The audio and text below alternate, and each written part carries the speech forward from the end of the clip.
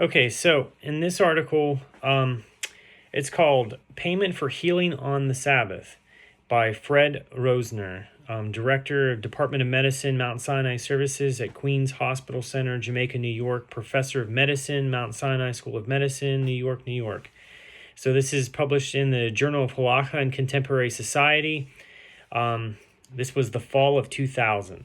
So let's see. Introduction. The Jewish physician, given divine license and biblical mandate to heal, based on Exodus 21:19 and Deuteronomy 22, verse 2, is entitled to reasonable fees and compensation for his services. In Talmudic times, when physicians, rabbis, and teachers and judges served the community on a part-time basis only and had other occupations and trades, their compensation was limited to lost time and effort. Nowadays, however, when physicians have to devote full attention to their medical occupation, they may charge for their expert medical knowledge and receive full compensation. Although excessive fees are discouraged, they are not prohibited if the patient agrees to the fee in advance. Indigent patients should be treated for reduced or no fees at all. These principles are applicable both to the salaried physician as well as to a physician in private practice who charges fee for service. The subject of this essay concerns the right to be remunerated for medical services rendered on the Sabbath or other holy days. So Yom Tov, right? So classic Jewish sources. The Talmud states that one should not pay a hired worker or babysitter for work performed on the Sabbath unless one hires them for a week, a month, or a year. So Bava Metzia 58a. In such a case, the payment is considered to be included, literally swallowed up, in the payment for the week or month or year's work. This rule is codified by Maimonides in his Mishnah Torah Shabbat 6:25. The second Talmudic source for this problem relates to a rebellious spouse who is fined. So Ketubot 63a. A rebellious wife who refuses to serve her husband or cohabitate with him has 1 dinar deducted daily from her marriage contract, her ketubah. A rebellious husband who neglects any of his 3 obligations to his wife. A rebellious husband, so someone who neglects the 3 obligations to his wife, so Exodus 21:10, must add 1.5 ma'ah to the ketubah for 6 days of the week. The Talmud asks, why does a rebellious wife have money deducted daily, including the Sabbath, whereas a rebellious husband is fined only 6 days of the week? The Talmud answers that, in her case, since it is a reduction that is made, it does not have the appearance of Sabbath pay. In his case, however, since it is additions that are made, it would appear as if his wife is being paid on the Sabbath, which is presumably forbidden. Rashi there explains that the problem of receiving payment for work performed or services rendered on the Sabbath is a decree which the rabbinic sages enacted prohibiting the conduct of business on the Sabbath. The Talmudic commentary, Mordechai, Ketubot 63a, number 189, states that for this reason, Rabbi Baruch claims that cantors are not allowed to hire themselves out solely for Sabbath services. On the other hand, Rabbi Shmuel, son of Mordecai, asserts that there is no prohibition involved because cantors are paid to perform the mitzvah of leading the communal prayers. The prohibition of transacting business on the Sabbath is discussed elsewhere in the Talmud, so like Beitzah 37a, and is based on the verse of honoring the Sabbath by not engaging in one's usual business affairs, Isaiah 58, verse 13. So Rabbi Jacob ben Asher, known as the Torah, writes that his brother Yechiel stated that it was customary in Germany and France, literally the Ashkenaz, that the great rabbinic sages of each town would volunteer to blow the shofar on Rosh Hashanah, Orach Chaim 585. However, in Spain, nobody wanted to blow, to the point where an ordinary Jew had to be hired and paid to do so. The Torah decries this practice, asking, where did they find a permissive rabbinic ruling to do so? It is prohibited to pay someone for work or services rendered on the Sabbath or holy days, as discussed in the Talmudic passage cited above, Bava Metzia 58b. The Beit Yosef, his commentary to the Torah's code, so Rabbi Yosef Karo, asked how, in view of this Talmudic passage, can Rabbi Shmuel assert that there is no prohibition because cantors and other synagogue functionaries are performing a mitzvah? One cannot violate a prohibition in order to perform a mitzvah. Beit Yosef answers that there really is no prohibition. In the Talmud, in Ketubot, about a rebellious wife or husband, It only says that adding money to a woman's ketubah on the Sabbath has the appearance of Sabbath pay. Furthermore, elsewhere in Pesachim 50b, the Talmud states that the wages of those who interpret the weekly Torah reading on the Sabbath will never contain a sign of blessing because it looks like wages for Sabbath work. The Talmud does not say, however, that it is prohibited. Beit Yosef, therefore, explains that the prohibition of Sabbath pay applies only if one hires someone on the Sabbath. If one hires a cantor or interpreter before the Sabbath, it only appears as payment for Sabbath work, but is not prohibited. Therefore, Rabbi Shmuel rules that this concern is ignored if the hired person is performing a mitzvah, such as serving as a cantor or interpreter on the Sabbath or blowing the shofar on Rosh Hashanah. Beit Yosef agrees with Rabbi Shmuel that there is no prohibition. That is why in his Shulchan Aruch, Orach Chaim 585:5, he rules that a person who is paid for serving as a cantor or interpreter on the Sabbath will not benefit from that money because it has the appearance of Sabbath pay, but it is not prohibited.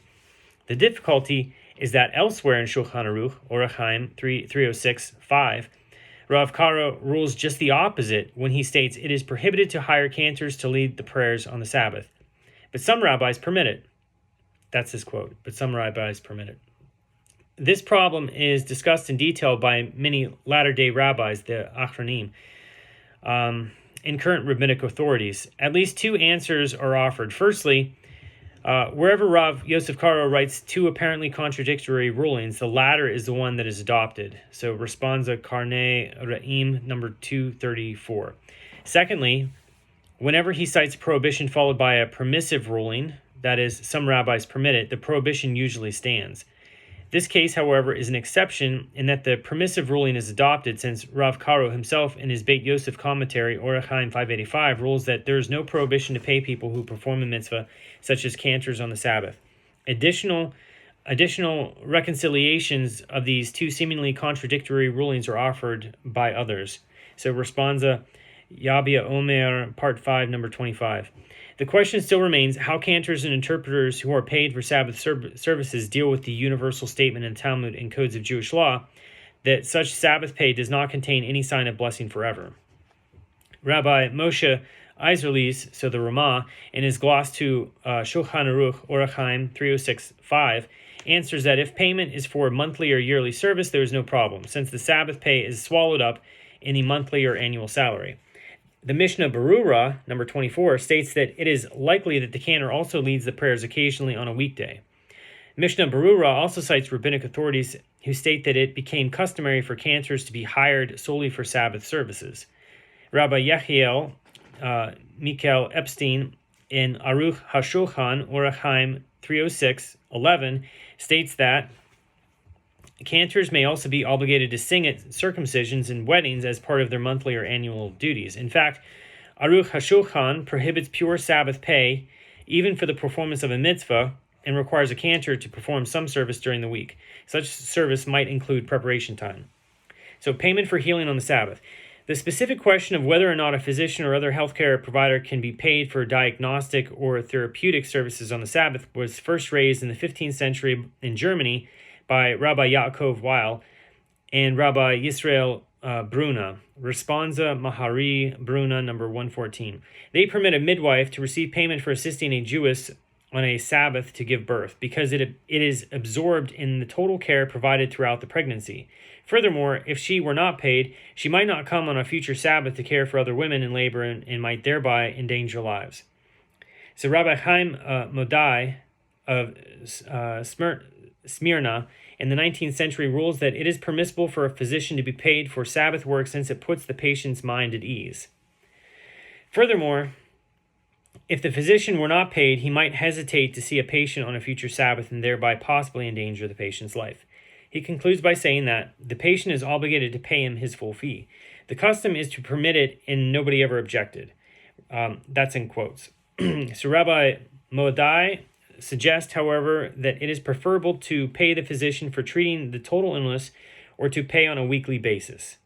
So Rabbi Chaim Yitzchak Al-Ghazi, in response to Derech Eitz Chaim number 2, also permits a physician to receive Sabbath pay, basing his opinion on the previous permissive ruling of Rav Bruna.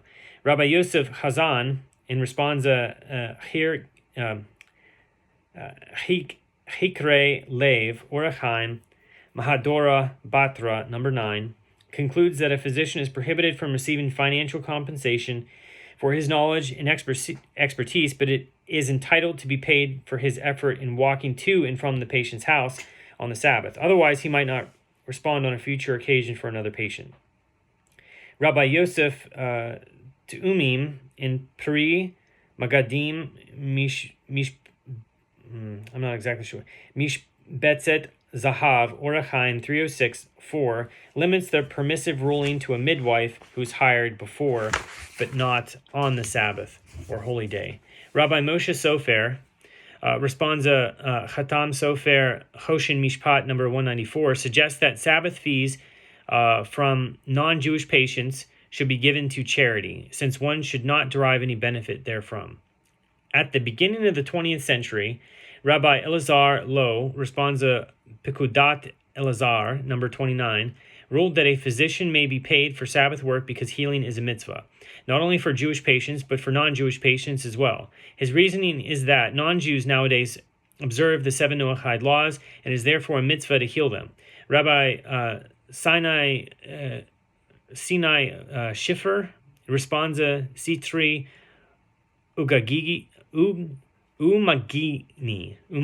number 15-2, prohibits physicians from collecting fees for Sabbath services, since Rav Bruna's ruling was limited to midwives who might not come again if not paid.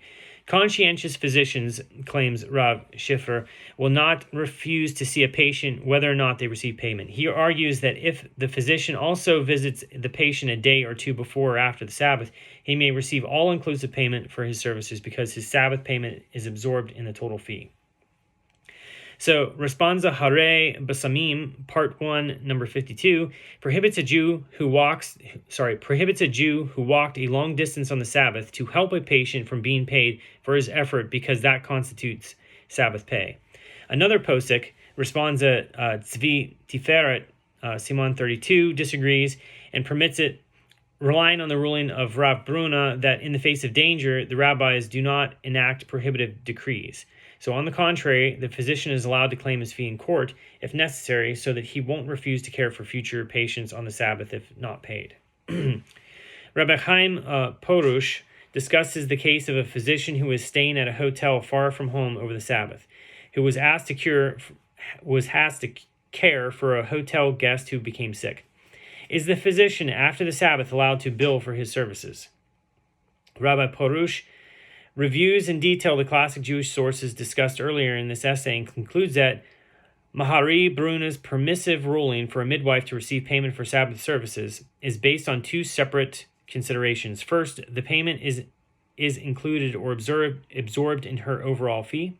Secondly, possible danger to life might occur if she refused to treat patients on future Sabbaths were she not paid.